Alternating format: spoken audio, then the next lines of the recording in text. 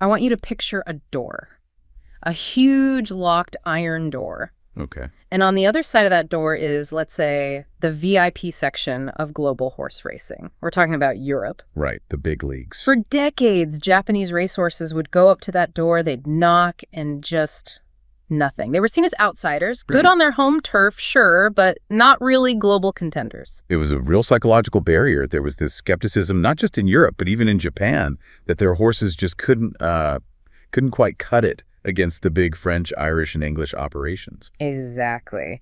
But today, we're diving into the story of the horse that didn't just knock on that door, she kicked it clean off its hinges. She did. But, and this is why we're doing this deep dive, she never really got the credit for it back home. She's kind of the forgotten trailblazer. It's a fascinating case of how history gets written. We're talking about Seeking the Pearl. Seeking the Pearl. What a name. So our mission today is to unpack her story. How a horse that started as, well, a reject at an auction, battled a terrifying, career-threatening throat condition, and then pulled off this incredible strategic play to become the first Japanese-trained horse to ever win a top-tier Grade 1 race in Europe. And that word first is everything. Because once she did it, the floodgates just opened. But her legacy, as we'll see from the source material, is, well, it's complicated. It's a mix of brilliance, terrible timing, and just some tragic luck. Okay, so let's start at the beginning, because for a horse that became this Japanese icon, she wasn't actually from Japan, was she? No, she wasn't. Born in the United States in 1994. And if you just look at her pedigree on paper, you'd think she was destined for greatness from day one. Oh, yeah. Her sire was Seeking the Gold, a top stallion. Yeah. And her dam sire, that's her mother's father, was the legendary Seattle Slew. Seattle Slew, exactly. I mean, you're talking about a Triple Crown winner. It's absolute racing royalty. So with that kind of bloodline, I'm guessing when she went up for auction, it was a massive bidding war. You would think so. But this is the first twist in the story. She goes to the yearling sale in Kentucky and crickets. Seriously? Yeah. She failed to get a bid that even met the minimum price. The seller actually had to buy her back. Ouch. That is rough. Why? Was she small, or was there something wrong with her? The records don't suggest some, glaring physical problem. Sometimes a horse just doesn't catch the eye in the ring that day. Yeah. Maybe she looked a little awkward. Right. But for whatever reason, the big buyers, they just passed. A quiet, almost embarrassing start for a horse with that pedigree. But then a Japanese owner saw that same pedigree and thought the Americans were missing something. So the horse nobody in Kentucky wanted gets put on a plane and shipped to Japan? Exactly. So does she immediately prove them all wrong? Instantly. She debuts as a 2-year-old and wins by a huge margin. All of a sudden, everyone who ignored her looks like a fool. The expectations just went through the roof. But I feel a but coming. There's always a but with her. Yeah. She was what you'd call a trouble genius. Ah, so temperament issues. A bit of a diva. A little bit, yeah. She had this incredible engine, but she was difficult. She'd get worked up, lose focus in a race. She was losing not because she wasn't fast enough, but because she was basically fighting herself. So she has the speed of a supercar, but the steering is a little loose. Perfect way to put it. But then, as a 3-year-old, things change. She gets transferred to a new trainer, a guy named Hideyuki Mori. Okay, Mori. That name comes up a lot in the history books. Is this a big deal for her? It's a huge deal. Yeah? Mori wasn't your typical Japanese trainer. He had a global mindset. He was already thinking about international campaigns when most trainers were happy to stay home. So he saw a horse that could travel. He did. But there was a problem. As an American-born horse, she ran into some rules, right? Yeah, the JRA, the Japan Racing Association, was pretty protectionist back then. Very. So as a foreign-bred filly, she was barred from competing in Japan's traditional filly classics, the big ones. That's so frustrating. You're good enough, just not. Japanese enough to win our big races. It forced them to get creative. They couldn't aim for the classics, so they aimed for the next best thing, the NHK Mile Cup. She went on a tear, won 4 races in a row, then capped it off by winning the NHK Mile Cup, her first Grade 1 title. She's arrived. And her jockey was Yutaka, who's basically the Michael Jordan of Japanese racing. He is. And Teka was a believer. He was convinced that Japanese horses could win anywhere in the world. After that win, he was pushing hard to take her to America for a G1 race. Strike while the iron's hot. Right. But scheduling, logistics, the plan fell apart. And maybe it's a good thing it did, because right after that, disaster struck. What happened? She ran in a race called the Rose Stakes. Finished third, which isn't awful, but something was wrong. You could hear it in her breathing. Oh, no. They scoped her and found the diagnosis. Laryngeal hemiplegia. Laryngeal hemiplegia. Okay, break that down for us. It's sometimes called roaring, right? Exactly, because of the sound they make. So in simple terms, think of a little flap in your throat that's supposed to open wide when you breathe in. Oh. With this condition, the nerve that controls that flap dies, so it just hangs there, limp, blocking the airway. When the horse is running full speed, trying to get maximum oxygen, they're basically breathing through a straw. Wow. So she's suffocating while she's trying to sprint. Yes. It severely limits air intake. For an elite athlete, that's often a death sentence for a career. So what's the fix? Surgery. Her season was over, just like that. They had to go in and essentially tie that flap back so the airway stays permanently open. That sounds incredibly risky. It is. A lot of horses don't come back the same. There's risk of infection, or they lose their nerve because they remember that feeling of not being able to breathe. So she heads into her 4-year-old season, and everyone's just holding their breath. Does the surgery work? She comes back in the Silk Road Stakes. Yeah. And she doesn't just run, she wins. Yes. It was the proof they needed. The airway was clear, the engine was back. And this is when the team starts looking at their passports again. Here we go. The European campaign is back on. It is.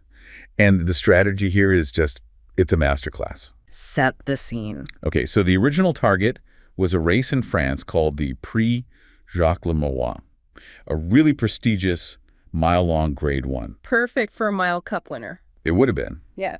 Except there was one huge problem.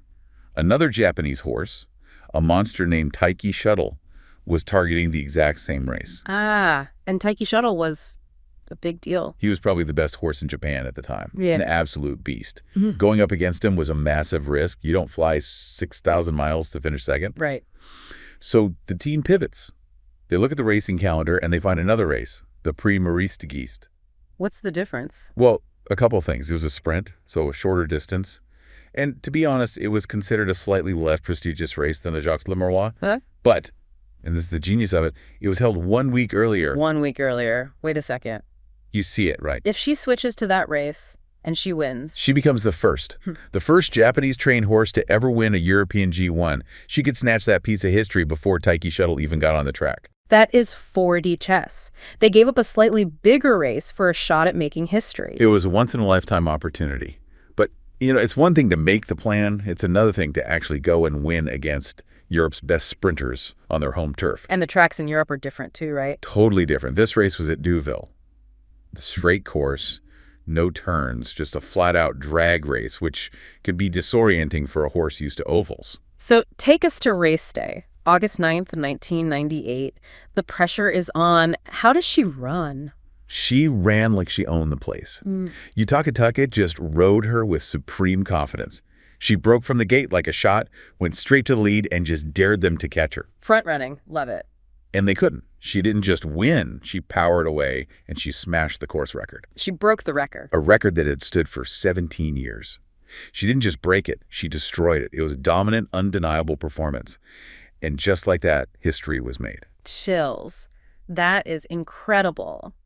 The reject from the sale, the horse that had throat surgery, standing there in the winner's circle in France.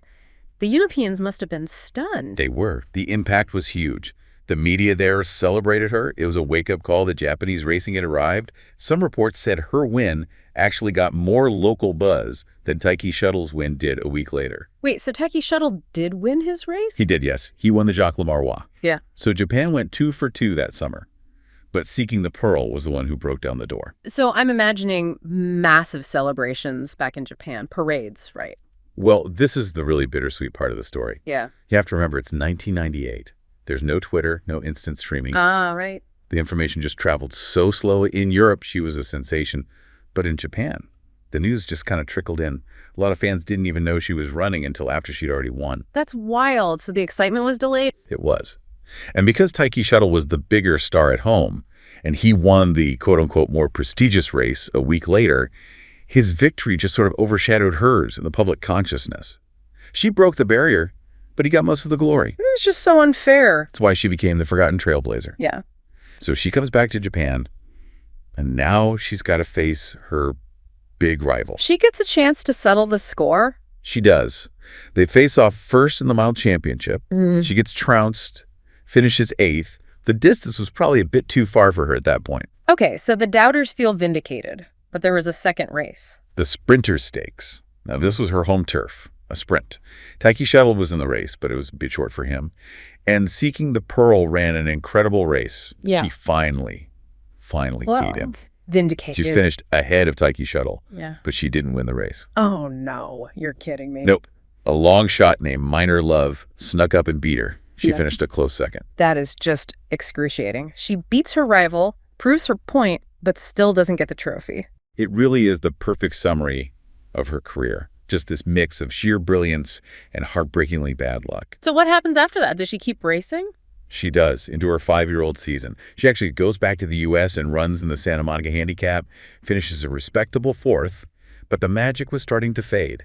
She retired without another win. But with that pedigree, she must have been a valuable broodmare. Absolutely, and she passed on the genes. Her most famous son was a horse named Seeking the Dia. And was he good? Oh, he was very good. He won 5 graded races, but in the top-level Grade 1 races, he had. Are you ready for this? Lay it on me. 9 runner-up finishes. 9. 9 times he finished second in a G1. He was known as the Silver Collector. Just like his mom, he was always so close, but so often the bridesmaid. That is almost spooky, a family curse of finishing second. It really adds to her whole mystique. Yeah. But the end of her own story, it's just so sudden and tragic. Yeah, I'm looking at the date here. June 10th, 2005. She was only 11. That's really young for a broodmare. It's a tragedy. She was just found dead in her pasture in Kentucky. What was it? The strong belief, that was never proven with an autopsy, was that she was struck by lightning. Struck by lightning. A sudden, violent, dramatic end to a dramatic life. That's heavy. It almost feels strangely fitting. She was electric on the track, and she went out in a storm. It really underscores the fragility of it all. I'm bringing us back to her legacy. Around 2000, the JRA did this big project to name the 100 great horses of the 20th century. Oh, I love those lists. So she's on there, obviously. First Euro G1 winner, record breaker. She's a lock. She was left off the list. You're kidding? She didn't make the top 100. She didn't, and it's just baffling. But again, the news was slow. Taiki Shuttle got the headlines, and the voters, they just sort of forgot her. Her impact was overlooked. That's a historical crime. Today, history is correcting itself. We can look back now and see her for what she was, the pioneer.